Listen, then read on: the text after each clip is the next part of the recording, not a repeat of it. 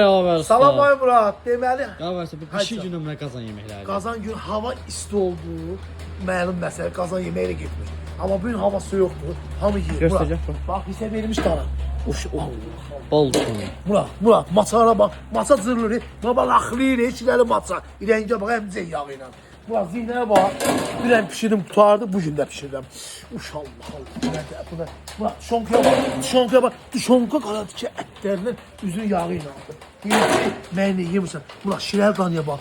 Uş, bax, qavqa zırıldı. Bax, qavqaya bax. Qavqa zırıldı çıxdı, ha. Hələ Murad, belə bax, belə. Hündüşka, əmcək yağı ilə hündüşkaya bax.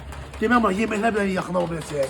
Yaxından çəkəcək. O görsünlər ki, bəyərdə yemək harada olur. Yavər ustanın yanında.